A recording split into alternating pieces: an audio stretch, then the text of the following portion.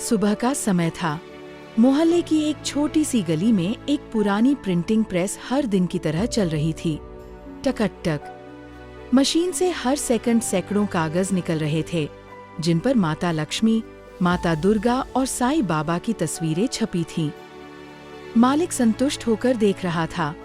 आज अच्छा काम हुआ है, ज्यादा ऑर्डर मिला है। उसी गली के सामने 20 वर्ष का आरव अपने पापा के साथ बैठा था। दीवार पर नया कैलेंडर टंगा था, उस पर भी भगवान की तस्वीर थी। आरव ने हाथ जोड़कर प्रणाम किया। कुछ देर बाद उसके पापा दुकान के लिए पर्चे लेकर बाहर निकले और लोगों में बांटने लगे। लोग पर्चे लेते गए, लेकिन ध्यान किसी ने नहीं दिया। कुछ ने जेब में रख लिया, कुछ ने वहीं मोड़कर फेंक दिया। शाम को आरव बाहर निकला। उसकी नजर जमीन पर पड़े एक मुड़े हुए कागज पर गई। उसने उसे उठाकर सीधा किया। वह माता लक्ष्मी की तस्वीर थी। थोड़ा आगे एक दुकानदार उसी तरह के कागज में सामान लपेट रहा था और गली के कोने में कई धार्मिक तस्वीरें रद्दी में पड़ी थीं। यह देखकर आरव के मन में सवाल उठने लगे।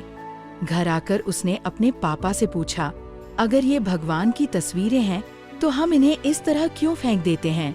और अगर लोग इनका सम्मान नहीं कर पाते तो हम इन्हें इतनी मात्रा में छापते क्यों हैं? पापा कुछ देर चुप रहे। ये सवाल आसान नहीं था। अगले दिन आरव प्रिंटिंग प्रेस पर गया।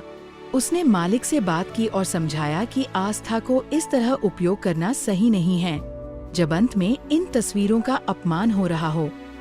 बात समझ में आई। उस दिन मशीन तो चली, लेकिन डिजाइन बदल गया। अब भगवान की तस्वीरों की जगह एक संदेश छप रहा था, पवित्र चित्रों का सम्मान करें, जिम्मेदारी से छापें। कुछ दिन बाद आरव अपने पापा के साथ नदी किनारे गया।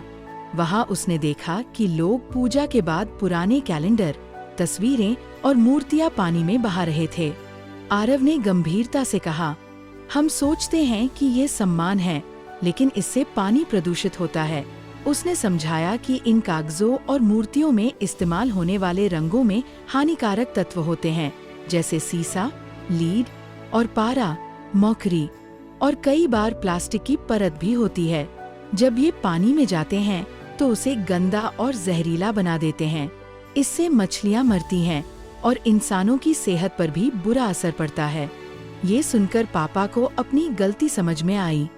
उन्होंने तय किया कि अब घर में मौजूद धार्मिक कागजों को सम्मान के साथ अलग रखा जाएगा। उन्हें साफ करके सुरक्षित स्थान पर रखा जाएगा या मंदिर में दिया जाएगा, और जहाँ संभव हो उन्हें सही तरीके से निपटाया जाएगा। आरव ने मुस्कुराते हुए कहा, अब हम सिर्फ आस्था नहीं रखते, उसे सही तरीके से निभा भी रहे हैं। पापा ने उसके सिर पर हाथ रखा और कहा, हाँ बेटा, आस्था कभी गलत नहीं होती, लेकिन उसे निभाने का तरीका सही होना चाहिए। क्योंकि भगवान कागज पर नहीं रहते, लेकिन हमारा व्यवहार यह जरूर दिखाता है कि हम उनका कितना सम्मान करते हैं। इसलिए भगवान की तस्वीरों को इधर उधर फेंकने या पानी में बहाने के बजाय उन्हें सम्मान से रखें और प्रकृति की रक्षा करें। यही सच्ची आस्था है।